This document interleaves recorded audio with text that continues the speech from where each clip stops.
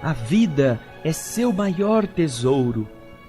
Graças a ela, você acorda todas as manhãs. Pode ter novas chances para corrigir seus erros. Pode dizer que ama e sentir o amor de alguém. Pode ver seus filhos crescerem. Graças à vida, você é capaz de lutar, aprender, perdoar e pedir desculpas. Graças à vida imortal e indestrutível, você pode sentir o carinho daqueles que partiram do mundo antes de você e que continuam vivos. A vida é seu maior tesouro, porque é o presente do Criador. Não misture bondade com mágoa, perdão com ressentimento, alegria com tristeza, fé com descrença. Se o Pai nos deu a vida, não vivamos de qualquer maneira. Tenhamos alegria de viver. O programa espírita feito especialmente para o seu coração.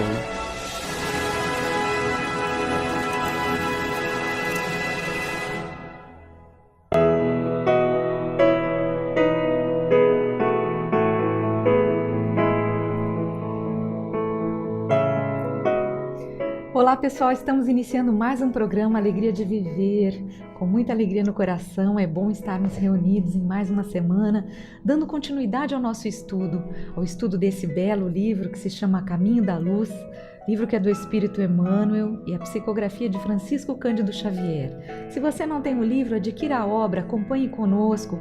É um livro muito bonito para que a gente possa desfrutar, aprender. Traz muitas coisas interessantes, principalmente porque fala da história da civilização à luz do Espiritismo. O que ocorreu, como foi o planejamento do plano espiritual para que todas essas coisas ocorressem na humanidade, para que a vinda do Cristo acontecesse da forma como tinha que ser. E no programa anterior nós falamos um pouco a respeito disso, falamos sobre a propagação dessa mensagem do cristianismo, como isso se difundiu a diversos lugares. Então hoje estaremos dando continuidade a esse assunto. Eu sou Solange Godoy, junto com André Luiz Ruiz. Como vai, André? Olá, Solange. Olá, queridas irmãs, queridos amigos.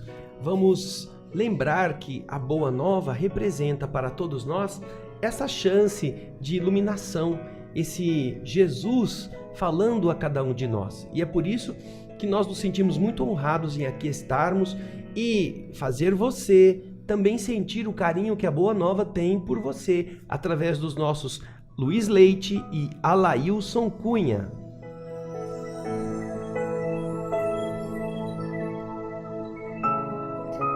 Deixamos, como sempre, o convite para que você participe conosco do Clube Amigos da Boa Nova, através do telefone 0800 12 18 38. A sua participação é importante. Nós estamos fazendo a divulgação de uma doutrina que leva à luz, que leva à harmonia, leva à paz, que modifica tantas vidas. Nós recebemos tantos e-mails, tantas informações de pessoas que estavam perdidas, que estavam entristecidas, que não viam razão para existir, nem razão para viver, e de repente tiveram acesso a uma informação, tiveram acesso à Rádio Boa Nova, à TV Mundo Maior, e puderam modificar, pensar de uma forma diferente, e hoje são outras pessoas. Então você pode ser esse instrumento que auxilie a colocar sementes, espalhar sementes de luz no caminho de tantas pessoas. Basta ligar no 0800 12 18 38, Clube Amigos da Boa Nova. Você pode fazer sua inscrição de segunda a sexta-feira, das 7 da manhã às 7 da noite. Ou então você pode ligar também aos sábados, das 9 da manhã até as 3 da tarde. Participe! Bem, nós estaremos dando continuidade hoje então ao capítulo 14, que fala sobre a edificação cristã. Nós vimos que a doutrina, que o cristianismo estava sendo difundido no Império Romano, como todas essas coisas começaram a frutificar. E hoje estaremos falando especificamente a respeito da missão de Paulo de Tarso.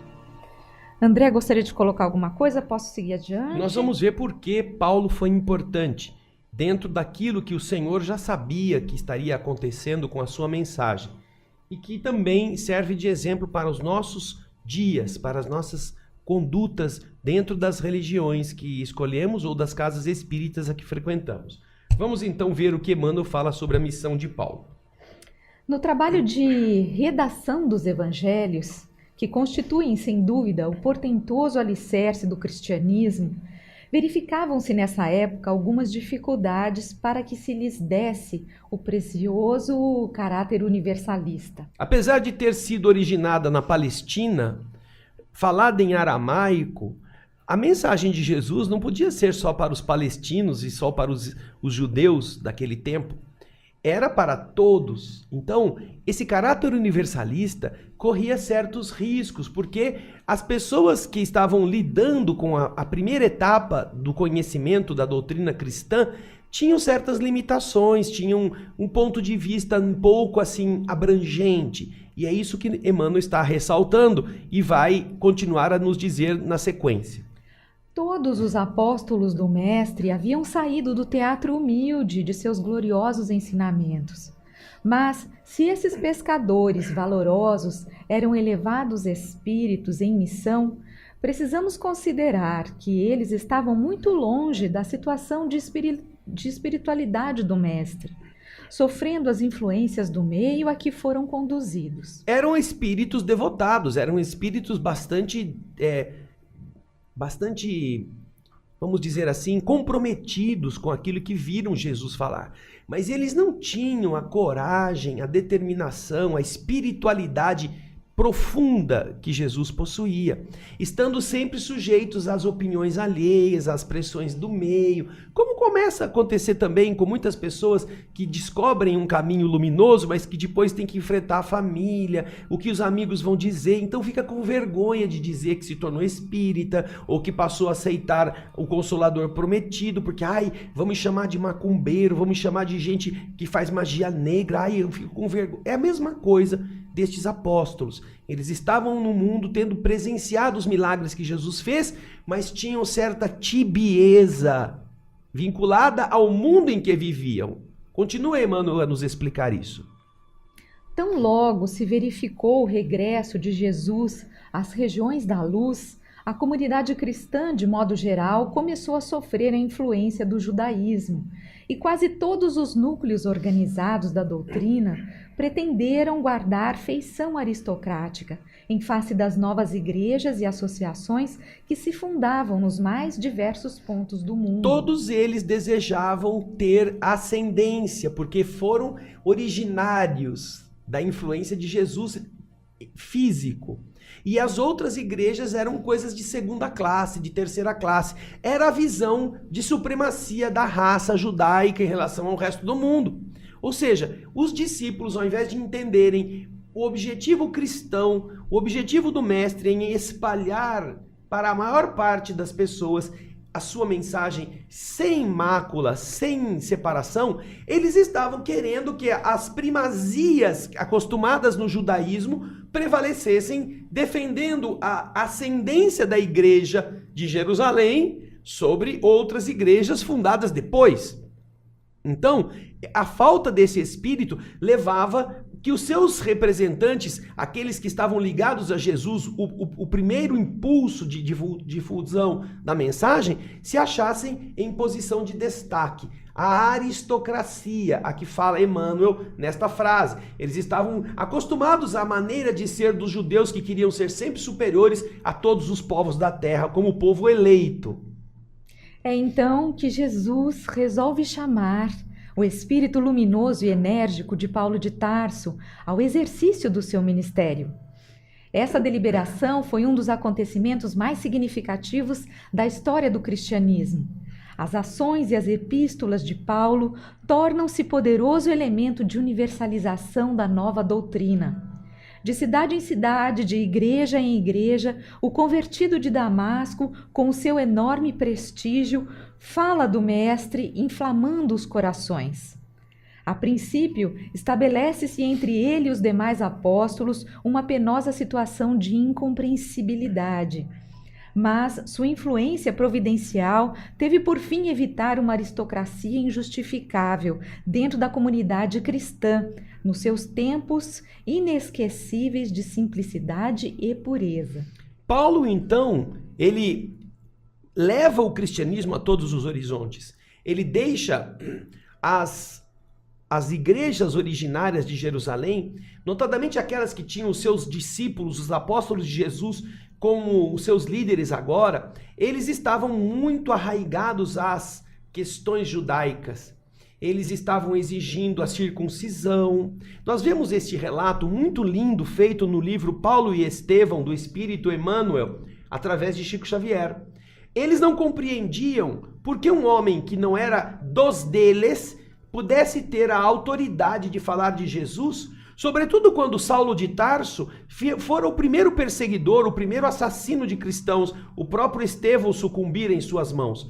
Agora, depois de ter se convertido pelo seu dinamismo, pela sua coragem, pela sua audácia, enfrentando qualquer obstáculo, enquanto os discípulos de Jesus ficavam lá no bem bom em Jerusalém, Saulo vai falar agora, como Paulo, vai falar com a sua autoridade de ter sido primeiro um perseguidor, para depois tornar-se um adepto, corajosamente, vencendo o seu próprio orgulho. Ele vai falar de um Jesus com o ímpeto de um pregador verdadeiro.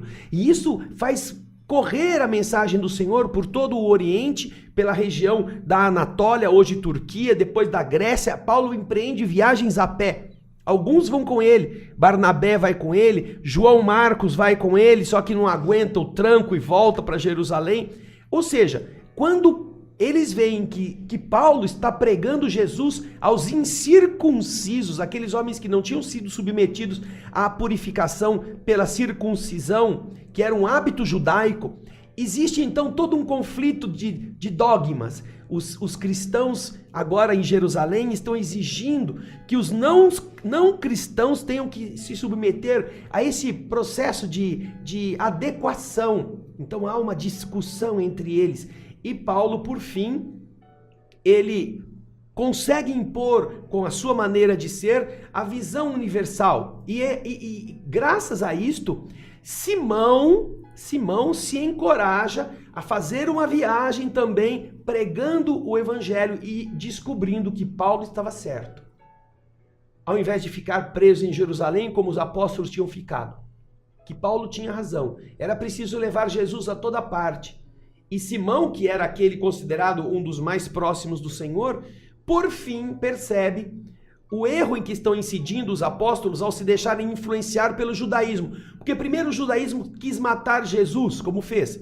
E depois ele quis intimidar os apóstolos, mas como não conseguiu, ele começou a mesclar-se com os princípios de Jesus. Isso. Começou a fazer... contaminar com suas ideias. Não, tudo bem, vocês são cristãos, mas tem que fazer o que também a nossa fé antiga determina. Tentar adaptar uma coisa a outra. E a fraqueza destes homens para tentar contemporizar com as autoridades judaicas de Jerusalém, vão cedendo terreno, vão querendo atender aquelas exigências ritualísticas que não existiam no cristianismo primitivo. Então, Jesus defende a sua mensagem purificada, trazendo dos judeus um homem obstinado, um homem valoroso, um combatedor implacável para transformá-lo no pregador. No pregador implacável, no pregador que não se intimida, que não cede, que vai a fundo, que até suporta todos os males para levar aquilo que ele aprendera com o entusiasmo de um novato, que é o que Paulo de Tarso é. Então é muito bonito como Jesus dá aos próprios apóstolos esta noção. É como quando a gente pensa assim, poxa, essa pessoa chegou no centro espírita bem depois de mim, e por que ela já está fazendo tal coisa e eu ainda não? É isso que nós fazemos nas casas espíritas. Nós ficamos medindo as pessoas, não por aquilo que elas estão se dedicando de verdade, quanto ela renunciou, quanto ela se empenhou, quanto ela frequenta, quanto ela estuda, mas por que ela é mais nova do que eu e já está fazendo coisas que eu ainda não fui chamado para fazer? É esse judaísmo ignorante, que não é do judeu de hoje, é da visão mesquinha do egoísmo humano, da vaidade humana, que faz com que essas questões acabem poluindo um ambiente que, ao invés de nos deixar felizes porque tem alguém que foi chamado a fazer uma coisa que eu ainda não posso fazer ou não quero, a gente fica com inveja e às vezes fica falando mal por trás. Onde já se viu? Quem ele pensa que é para chegar aqui, já vai fazer palestra, ou já vai aqui trabalhar na sala de passe, ou já vai aqui ser evangelizador? Eu tô aqui há tanto tempo, nunca fui chamado para fazer essas coisas. Ainda bem, né? Porque você é mesquinho. Porque se você fosse fazer, talvez estivesse criando problema. O mundo espiritual sabe o que faz. Então, isso já acontecia no tempo de Simão, de Paulo de Tarso, e se você ler o livro Paulo e Estevão, você verá exatamente essa circunstância ali relatada por Emmanuel. Bem, agora nós vamos falar um pouco a respeito do Apocalipse de João. Alguns anos antes de terminar o primeiro século, após o advento da doutrina, já as forças espirituais operam uma análise da situação amargurosa do mundo em face do porvir. Sob a égide de Jesus, estabelecem novas linhas de progresso para a civilização, assinalando os traços iniciais dos países europeus dos tempos modernos. Roma já não representa, então, para o plano invisível, senão um foco infeccioso. Um foco de doença, de vício, de coisa errada. Que é preciso neutralizar ou remover. Todas as dádivas do alto haviam sido desprezadas pela cidade imperial, transformada num Vesúvio de paixões e de esgotamentos. O Divino Mestre chama aos espaços o espírito de João, que ainda se encontrava preso nos liames da terra, e o apóstolo, atônito e aflito, lê a linguagem simbólica do invisível. João, que era o apóstolo amado, o discípulo querido, que era jovem quando Jesus morreu, tinha seus 17 para 18 anos, agora está velho, tem quase 100 anos, e está na ilha de Pátimos, isolado, porque ele era um profeta, ele era alguém que era talvez um adversário muito poderoso para o Império Romano que combatia o cristianismo. Mas ao invés de ter sido morto, ele foi isolado. E então, nessas condições, esse isolamento propicia que ele possa ser levado durante o repouso do corpo a ver no plano espiritual aquilo que Jesus quer mostrar para ele, e faz então aquilo que nós conhecemos como o Apocalipse de João. Recomenda-lhe o Senhor que entregue os seus conhecimentos ao planeta como advertência a todas as nações e a todos os povos da terra. E o velho apóstolo de Pátimos, daquela ilha chamada Pátimos, transmite aos seus discípulos as advertências extraordinárias do Apocalipse. Todos os fatos posteriores à existência de João estão ali previstos. É verdade que, frequentemente, a descrição apostólica penetra o terreno mais obscuro. Vê-se que a sua expressão humana não pôde copiar fielmente a expressão divina das suas visões de palpitante interesse para a história da humanidade. As guerras, as nações futuras, os tormentos por vindouros, o comercialismo, as lutas ideológicas da civilização ocidental estão ali pormenorizadamente entrevistos. E a figura mais dolorosa ali relacionada, que ainda hoje se oferece à visão do mundo moderno, é bem aquela da Igreja transviada de Roma, simbolizada na besta vestida de púrpura e embriagada com o sangue dos santos. Então estamos vendo que se trata de uma visão mediúnica, de uma visão supernatural, uma visão além daquela que os olhos enxergam, e que possibilita aos leitores uma visão também remota dos acontecimentos vindouros. Ainda que João não tivesse como descrever com toda a clareza aquilo que os seus olhos estavam vendo no plano espiritual, precisando recorrer a imagens, a comparações, a uma maneira meio fechada, meio misteriosa de dizer as coisas, meio hermética, vamos dizer assim, para que as pessoas pudessem ter uma ideia do que ele está falando. E ele coloca aqui como a igreja transviada do Senhor, a igreja católica que se afastou do cristianismo primitivo como um dos grandes males que estariam produzindo naturalmente depois todos os eventos nocivos que nós vimos com as inquisições, as guerras santas e etc. Mas isso nós vamos acompanhar daqui a pouco. Daqui a pouquinho, programa Alegria de Viver, nós faremos um breve intervalo. Daqui a pouco estaremos dando continuidade a esse tema que é o Apocalipse. Daqui a pouquinho estaremos de volta. Até lá.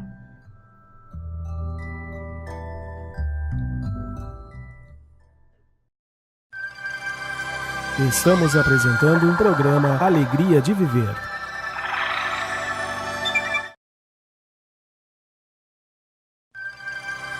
Programa Alegria de Viver está voltando.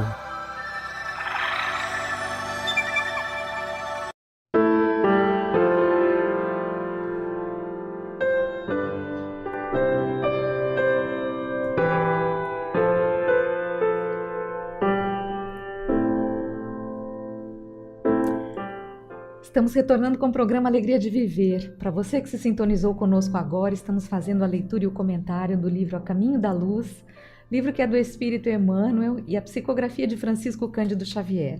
Estamos comentando o capítulo 14, que fala sobre a edificação cristã. E estávamos falando no bloco anterior sobre o Apocalipse de João. E agora vamos falar um pouco a respeito do que era a besta apocalíptica. Então acompanhe conosco a leitura.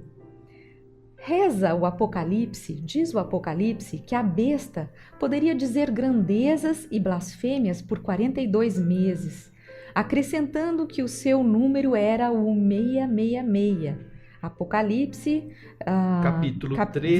capítulo 13, versículos 5 e 18. Examinando-se a importância dos símbolos naquela época e seguindo o rumo certo das interpretações, podemos tomar cada mês como sendo de 30 anos, em vez de 30 dias, obtendo, desse modo, um período de 1260 anos comuns, justamente o período compreendido entre 610 e 1870 da nossa era, quando o papado se consolidava após o seu surgimento com o imperador Focas, em 607, e o decreto da infalibilidade papal com Pio IX, em 1870, que assinalou a decadência e a ausência de autoridade do Vaticano em face da evolução científica, filosófica e religiosa da humanidade. Ou seja, Emmanuel está aqui mostrando como que o Apocalipse poderia ser interpretado segundo as nossas formas modernas de entendimento. O 42 meses, ao invés de serem meses, seriam 42 vezes 30 anos, ao invés de ser 30 dias. E, coincidentemente, este período de 1260 anos estaria entre o início do papado com o imperador Focas e o decreto que em 1870 o Papa Pio IX assinalou que o Papa era infalível, o Papa não errava. Coisa que é uma presunção de ignorância, uma vez que nós observamos ao longo de toda a história da Igreja e história da humanidade, quantas e quantas vezes a autoridade papal se equivocou, queimando pessoas que disseram que a Terra não era o centro do universo e outras coisas que depois acabaram, na atual época da Igreja, protagonizando pedidos de desculpa dos papas modernos em relação aos atos assim feitos nos tempos medievos. Agora, esta visão está colocada por Emmanuel para explicar determinadas previsões contidas no Apocalipse, que também anuncia, João de Pátimos, no Apocalipse, que diz que a besta tem um número, que é o 666, número 666. E ele vai explicar agora como que esse número também pode ser encontrado nas referências à própria igreja, ao próprio Papa, na condição que Emmanuel está explicando. Quanto ao número 666, sem nos referirmos às interpretações com os números gregos em seus valores, devemos recorrer aos algarismos romanos em sua significação, por serem mais divulgados e conhecidos, explicando que é o sumo pontífice da Igreja Romana quem usa os títulos de, e agora aqui no texto ele abre aspas, está em latim, fala o seguinte, são 3 frases. A três primeira, títulos que o Papa ostenta até hoje.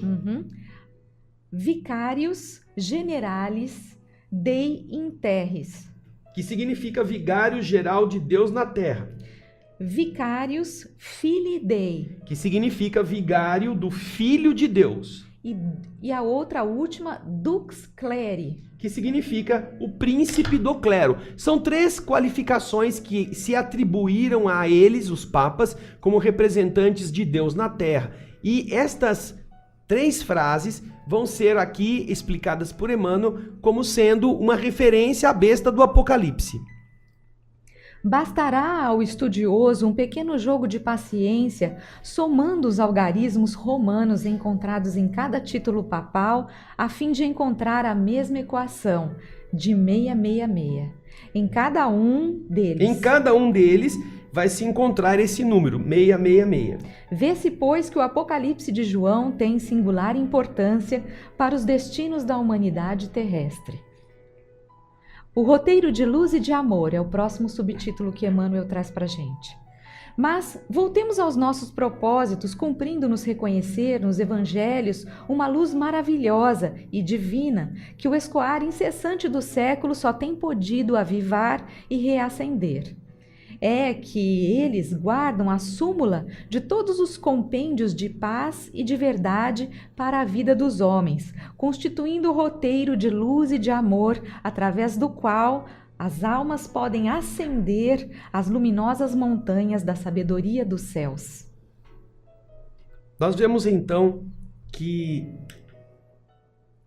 o propósito de Emmanuel nessa viagem é observarmos como o mundo espiritual tenta com até séculos ou milênios de antecipação, alertar as pessoas para este roteiro luminoso que vai modelando o andar evolutivo dos homens.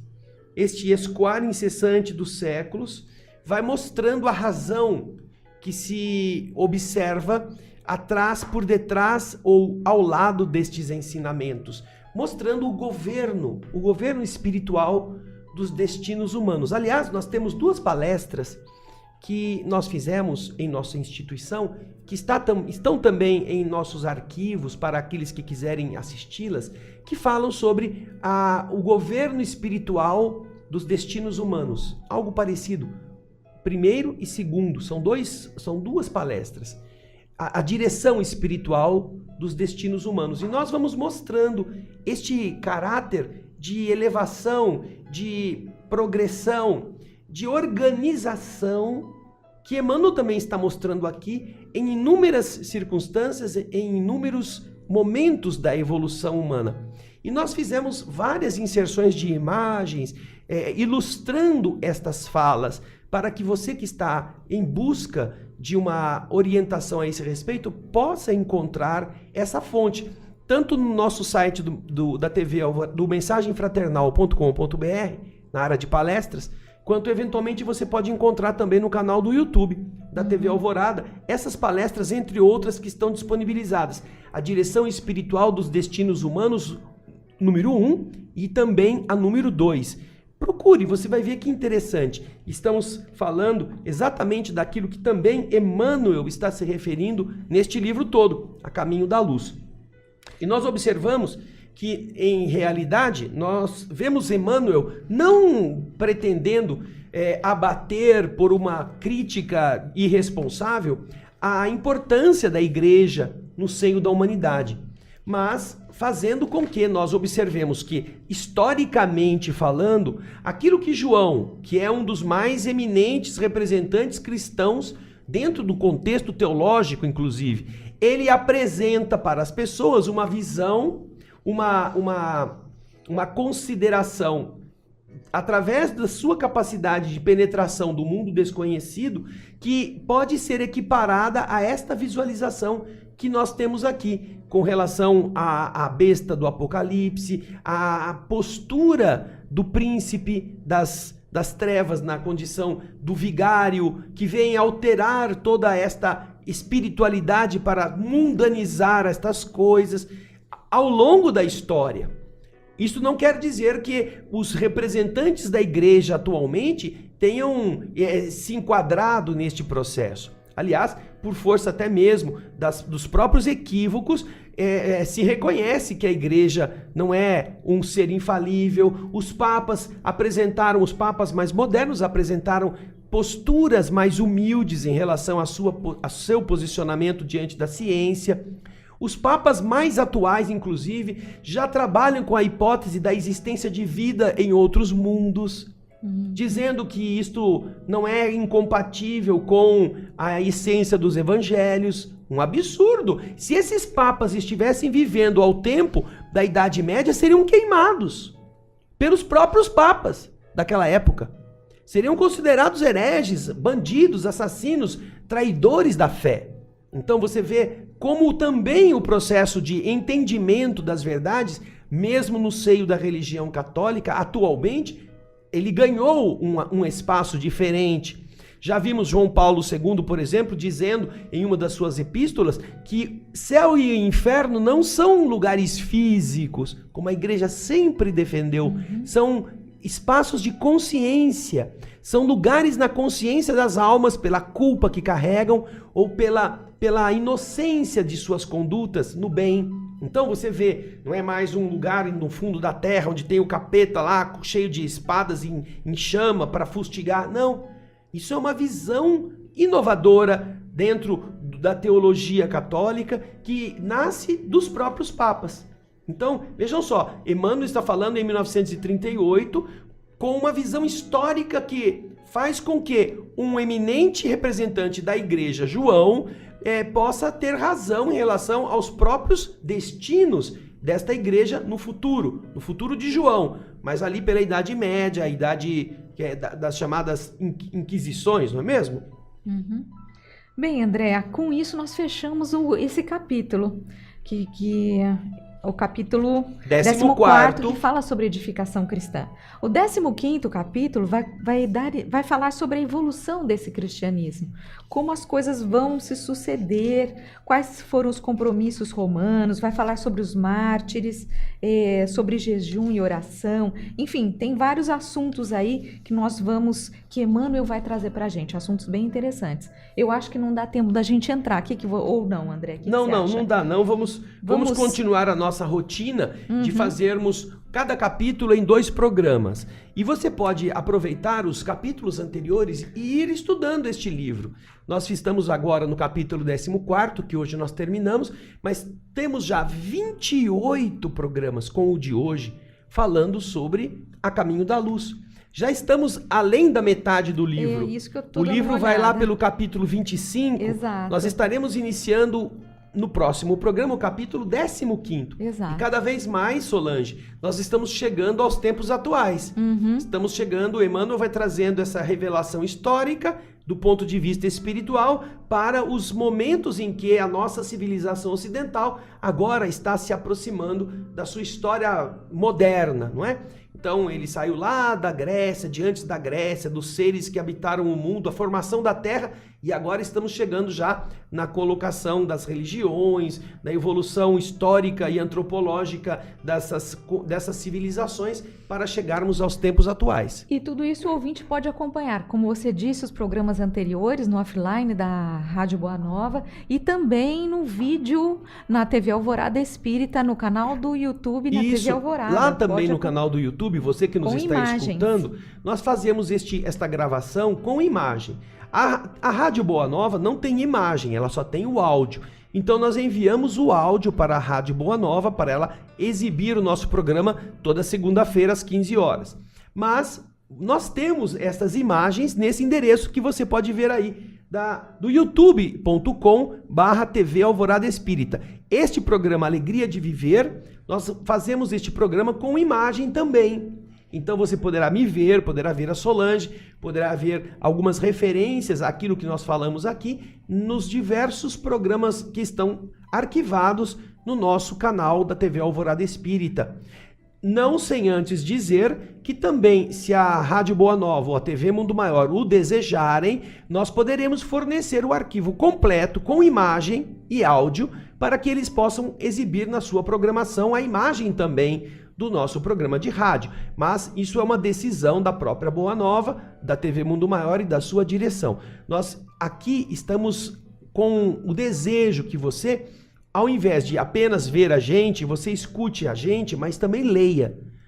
A leitura é fundamental. E quando você volta e recupera aquilo que já foi falado, você relembra coisas importantes que ficaram no meio do caminho. E até dúvidas ou esclarece coisas que não estavam tão claras e que agora você tem um entendimento melhor. Eu gostaria também de chamar a atenção de vocês para o programa Espírito da Letra.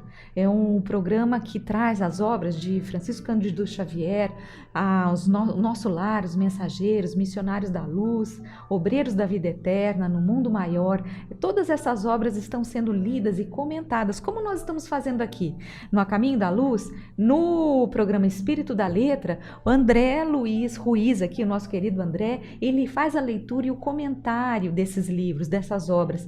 E é um trabalho muito primoroso que auxilia que a gente possa entender melhor as questões do plano espiritual, as relações entre o espírito, entre a matéria, entre encarnados, desencarnados, todas essas leis que regem as nossas vidas, tudo que está acontecendo ao nosso redor, e isso serve de roteiro para que a gente tenha um entendimento maior realmente. Então, programa o Espírito da Letra na TV Mundo Maior, você pode acessar e inclusive montar grupos de estudo, o que é bem interessante. Nós recebemos vários e-mails também de pessoas que montam nas casas espíritas grupos de estudo dessas obras tão belas. Com os vídeos que nós estamos apresentando. E você que está em casa, se prepare, porque nós vamos começar em breve,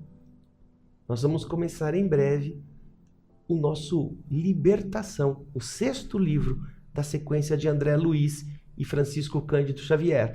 Então não vai demorar não, nós já estamos gravando, estamos reunindo um conjunto de capítulos já prontos para depois começarmos a colocá-lo para você e estudar este livro maravilhoso que é Libertação, falando sobre processos de obsessão. É muito importante. Muito, muito, muito interessante. Bom, nós agradecemos a sua participação, que essa semana seja de muita paz. E agora, nesse momento, vamos fazer uma oração juntos, vamos vibrar positivamente, todos nós, fechando os nossos olhos.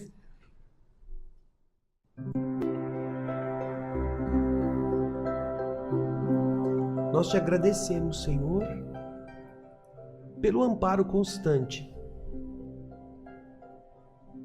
pela oportunidade de renovar em nosso entendimento, pelas forças do Espírito, a lembrança de que somos guiados por mãos generosas, por caminhos luminosos, e que só quando nossa teimosia, nossa arrogância, nosso orgulho, que são os componentes da nossa ignorância, criam obstáculos para seguirmos nessa estrada, é que, enfim, nós nos sentimos mergulhando no desconhecido, chafurdando no lodo das infelicidades, das dores, das angústias, para então entendermos os benefícios que desfrutávamos ou que teríamos encontrado se nós aceitássemos de uma forma resignada e confiante os caminhos luminosos que se apresentavam.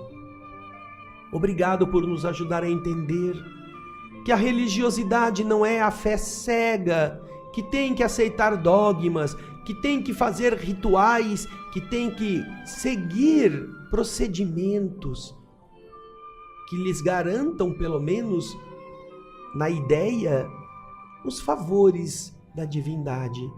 Ainda hoje, Senhor, quantos milhões estão pensando que é de repetir palavras sem senti-las, que é de fazer orações decoradas e quilométricas, que se conseguirá os favores do paraíso. Que nós aprendamos, ao contrário, que o que você veio fazer foi nos ensinar a viver diariamente aquilo que as rezas não fazem. Muitos perdem tempo em orações infindáveis e nunca vão visitar um doente. Nunca tem tempo para ouvir uma pessoa aflita. Não tem paciência sequer para esperar um semáforo, mas gastam horas mesmo em orações que não fazem nenhum sentido, nem a transformam em uma pessoa melhor. Rezam e rezam e rezam, calejando a língua, os dedos e os joelhos, imaginando que é desta reverência que Deus se verá felicitado, enquanto que seus outros filhos aflitos em orfanatos, em asilos, em ruas abandonados, estão esperando que aquele rezador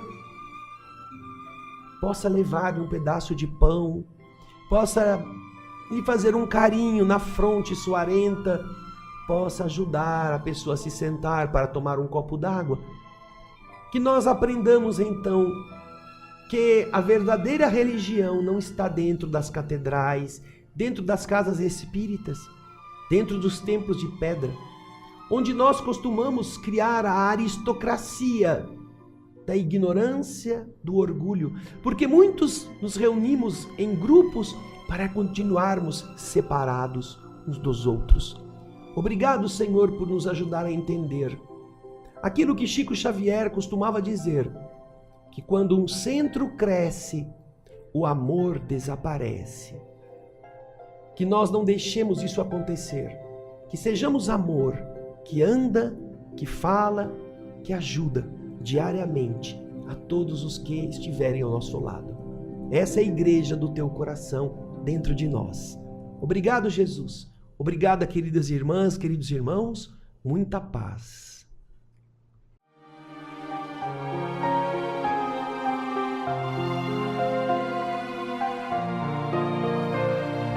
Creio em ti ao ver que a chuva cai e faz a flor nascer. Creio em ti, pois sei que enquanto é noite aqui, é dia ali. Creio em ti porque me deste o riso e a dor, me deste o amor do teu amor. Creio em ti, creio em ti. Se a paz sobre nós seu véu descer, eu creio em ti. Se a tempestade a terra abalar, eu creio em ti.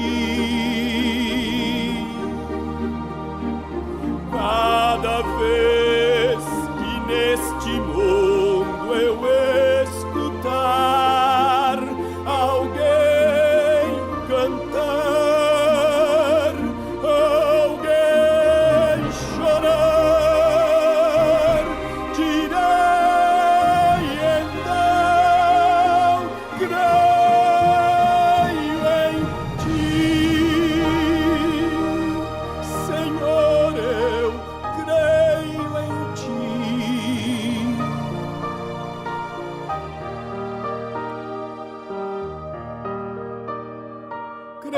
creio em ti, creio